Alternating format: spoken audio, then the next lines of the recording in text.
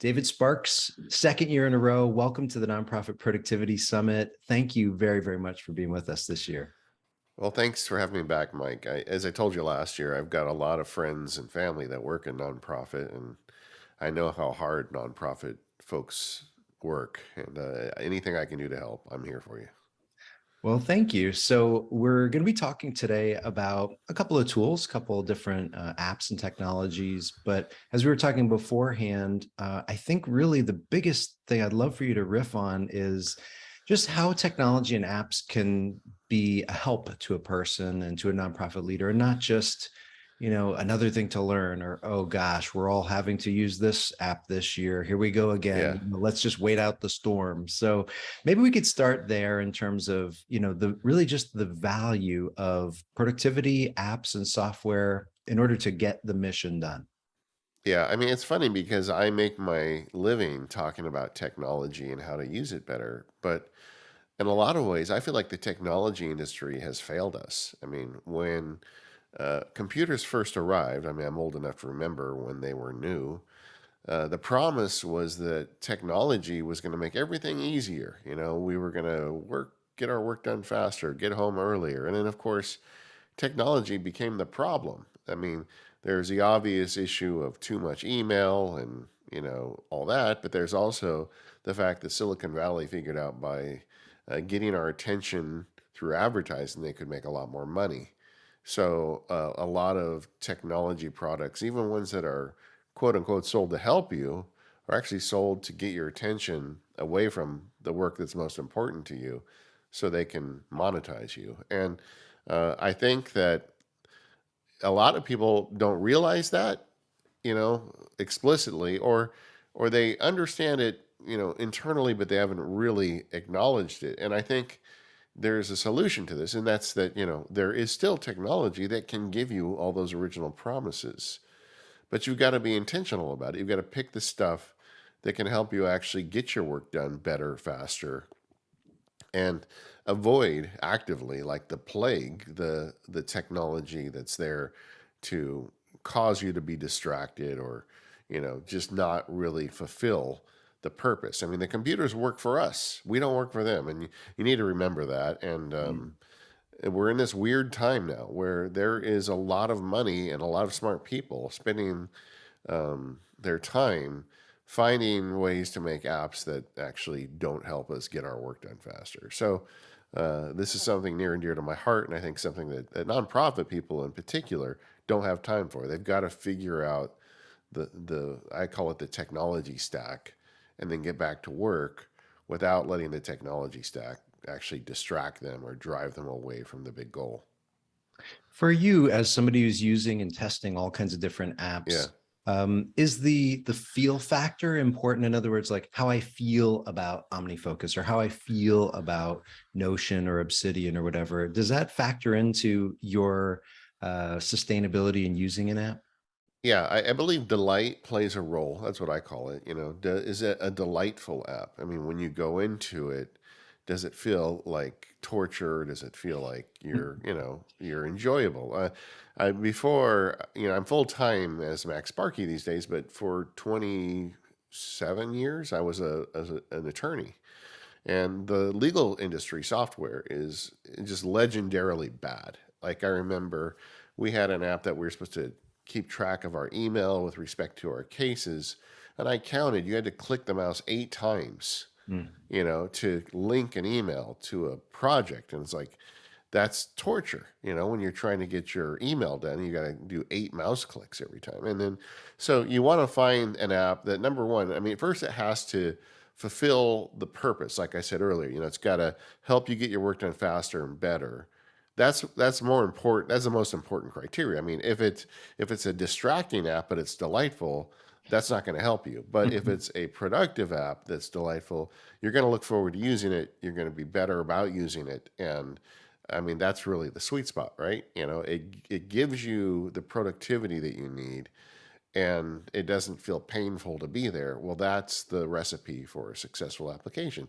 You and I were talking earlier about Basecamp and how you use it with some of your projects. And Basecamp isn't the most powerful app out there, but it's delightful. And if it ticks the boxes of the stuff you need for your team, I think it's a great solution because people who aren't super nerdy can pick it up very quickly, and it's that you do have that delight involved, and that's what you're looking for. I'm not saying everybody needs Basecamp, but I think that's the recipe. Yeah. I know the folks over at Asian Efficiency, they talk about, note taking, sort of the three-legged stool of productivity, a note taking tool or system, a calendar, and a digital task manager. Could be paper, I suppose. Yeah, And I know you're a huge fan of OmniFocus, and I love OmniFocus too. sure. I guess let's start with, what's your general advice on choosing a task manager that feels right? It's getting easier is my first advice. It used to be really hard. There were a lot of them out there. I specialize in the Apple ecosystem, and the top notch one is OmniFocus, and that's my opinion. But I mean, it does things that no other task manager does. Like it allows you to schedule project review times. It allows you to create links. So like you could have a specific project, you could create a link for that, and then you can click that link anywhere on your computer. It takes you right there. And the whole idea is eliminating distraction. So I call it contextual computing, but the idea that like if I want to deal with that email from Mike, I push a button on my computer and that email comes on my screen. I don't have to go to my mailbox and see the whole inbox and whatever horrors that brings, and then dig my way through to find the email from Mike because there's so many opportunities there for distraction. Well, task managers work the same way. A lot of them are very generic. If you want to get to a project in a task manager, the first thing you see is all the other projects that you're not working on, which can often cause you to go down, take a left turn and you're not being productive. So OmniFocus makes it possible to avoid that. So I think that's great. And it's just a very powerful app. But uh, coming up behind that, we're getting all these apps, what I would call kind of middle level task managers, and they're affordable. Sometimes they're free on the Mac. In the case of Apple Reminders, I think does a great job. So there's a lot of good stuff now that we didn't have before that you can get in at very low cost, and you can have a decent task manager. But it's getting to the point where there's a lot of options there, and they're all pretty good. And then I prefer OmniFocus because I like those next level features. I like to be able to make it really dance for me. Like one of my favorite things to do with a task manager is script projects. So if I'm going to do a special type of project, and I know nonprofit, you often have the same type of project over and over again, grant proposals, fundraising, stuff like that. Well, you can make a project and make that checklist with the 15 steps necessary to do it right. And then you can create that as a template. And then every time you want to do a new grant proposal, you press one button and the whole project is created. You type in the name and you're off to the races. And that's the kind of efficiency I think we should be looking for out of our computers. And that's like an example of something you can do with OmniFocus that most other Mhm. apps don't support. Yeah, we just finished a project, and it was a 1 day event. We had about 200 people from all over, mostly Yeah. the Western Hemisphere. But the general format is very similar, like you're saying. We know what it takes leading up to it. We know it takes afterwards. You got to pay people. You've got to give the board a one-page summary. They're Yeah. repeating parts of a project, and you're right. That is a very, very powerful aspect of OmniFocus. Are you using the beta of the new version? Any Oh, yeah. feedback on that? Yeah, what do you Yeah, think? it's great. It's great. It's a nice improvement, but it still has all the same features. So it's a little easier to use and just as powerful. Mm, So I love it. But kind of the point you were making earlier about your event with 200 people. There's a whole bunch of system type stuff that a task manager, a calendar, a notes app, they can handle that for you. As humans, what we're best at is thinking, right? Coming up with new ideas, creative solutions. So I like to think of the computer as me offloading all the admin, all the non-human tasks to the computer, which gives me more time to spend on the human part that we're good at. Humans are lousy at keeping lists in their brain.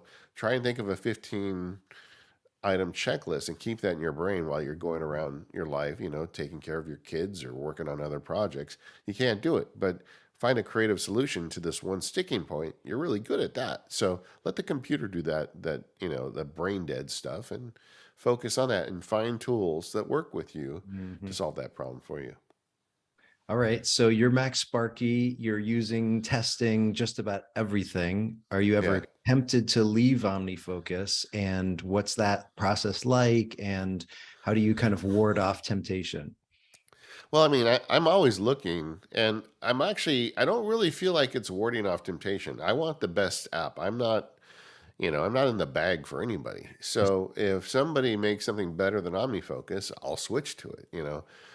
Not everybody has the luxury of my job where I get to look at everything. And what I have been trying a lot lately, like there's a revolution going on right now with Notes apps, where they have linking inside Notes apps. It's a very powerful feature. And a lot of people are taking those apps and trying to turn them into task managers. So I've been experimenting with that. I've also spent an extended amount of time with Apple's Reminders app, which I was talking about earlier, which I really considered, is this going to be my new app? It's free if you have Apple devices. It's got a lot of power, but it doesn't have quite as much. It's a difference between a Mustang and a Maserati. It's still a pretty good car, but it's not a Maserati. So I gave it a try, and there's other third-party apps I've spent a lot of time using. Things over the years, which is a good one. Todoist is a really good one if you have web collaboration. So if you've got a team, you want to share a to-do list, like that one is good for that. So there are different pluses and minuses with the various services and apps.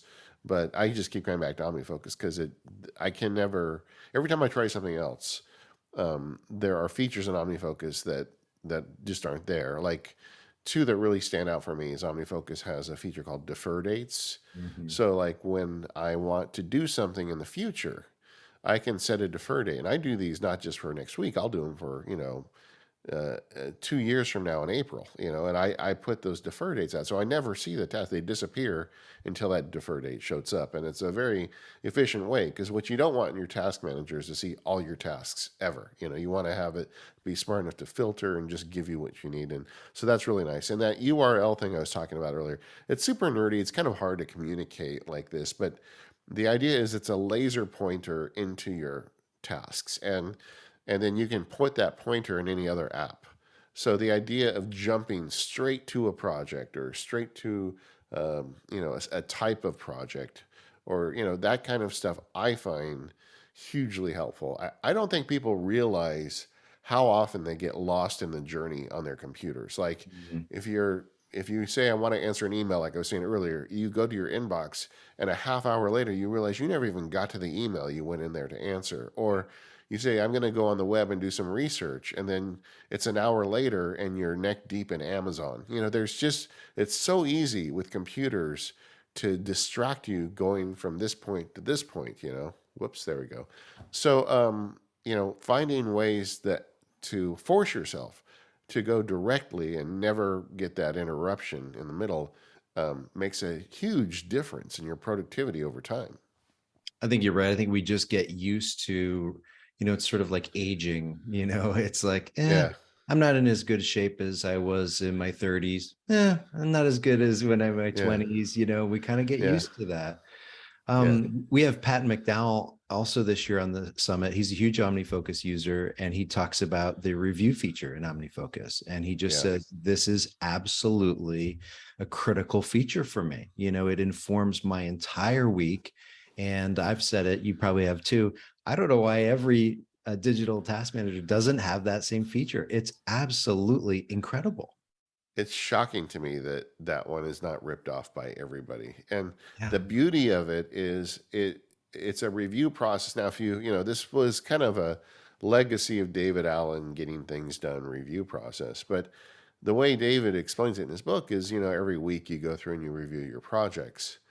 But that doesn't make sense for a lot of us. Like if you are running a nonprofit, you have a lot of projects, and not all of them require your attention every week, but they all do require your attention occasionally, Mhm.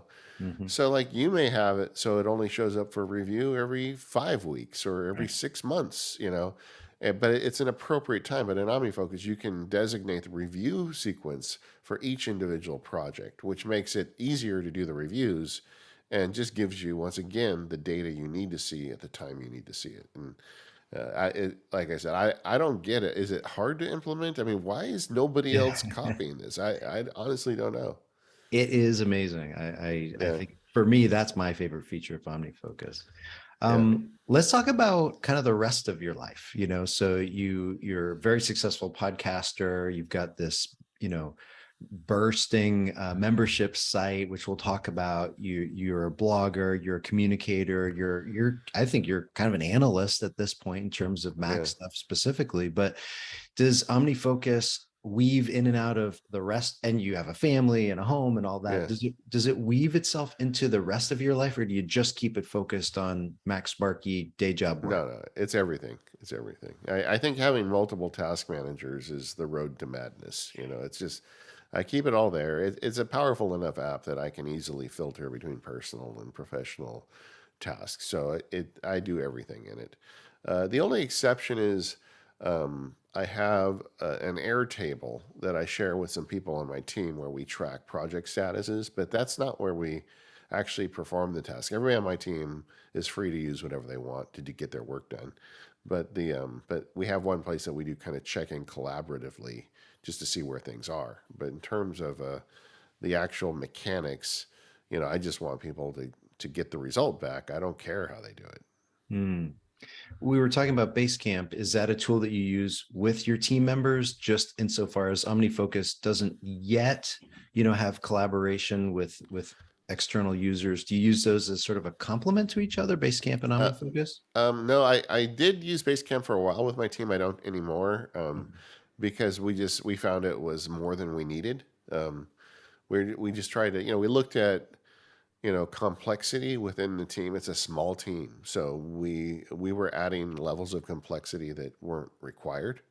So we took it out, and that is a good rule. I think when picking a task manager or any kind of technologies, you get, the Einstein rule, make it as complex as it needs to be, but no more. Mm-hmm. And so we actually took it out. We communicate in Slack. We have an Airtable where we have the status of several projects, but otherwise everybody kind of does their own thing.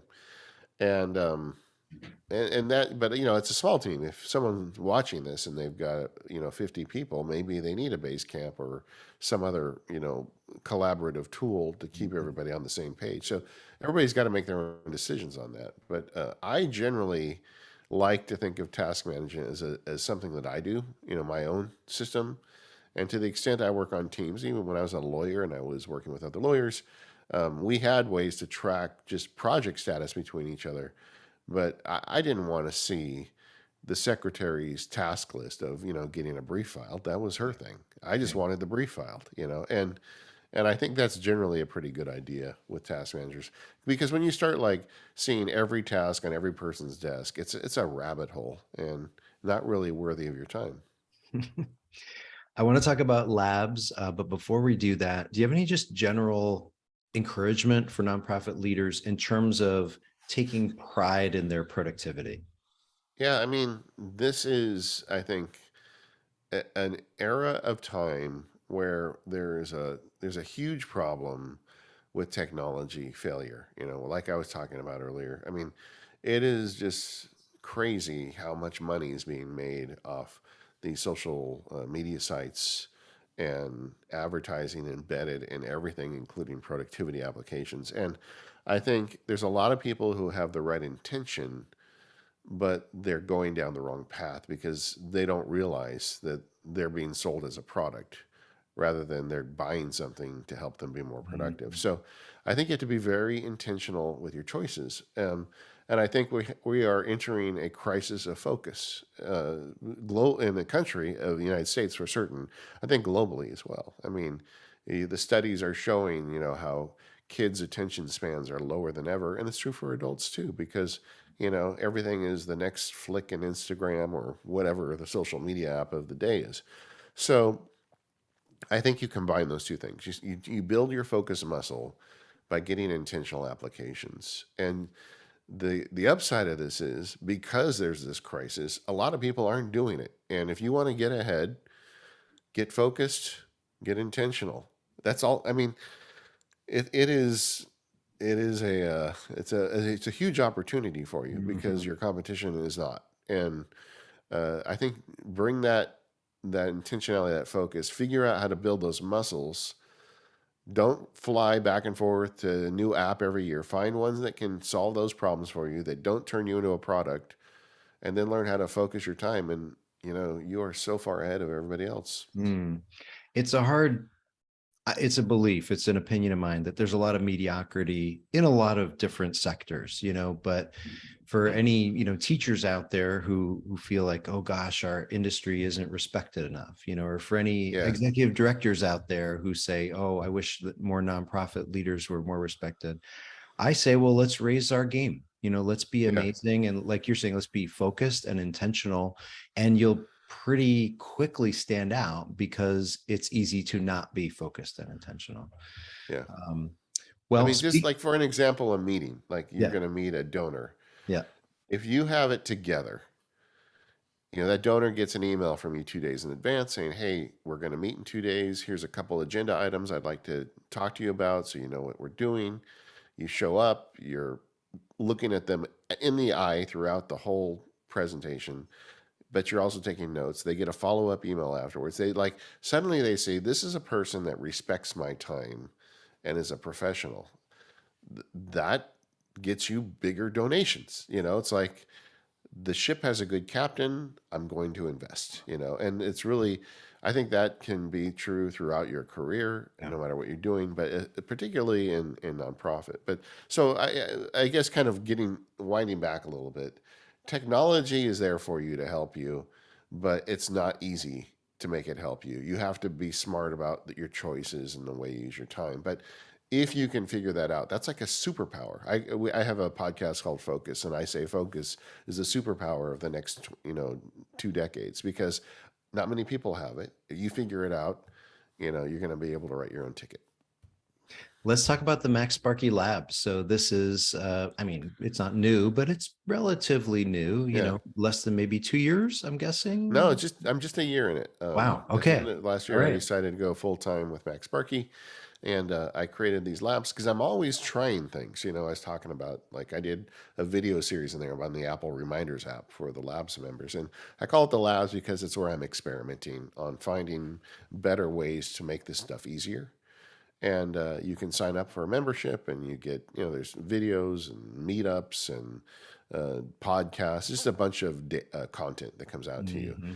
If you're in the Apple ecosystem, it may be a good fit for you. If you're not in Apple, I wouldn't recommend it. But if you're interested in being more productive with your Apple technology, that's my thing. And I really am.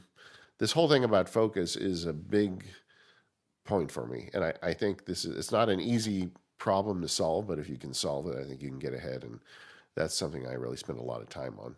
And that's in the Max Sparky Labs and also the other stuff I make, like the field guides and the podcast. So if you go to maxsparky.com, you can get an idea for what's going on.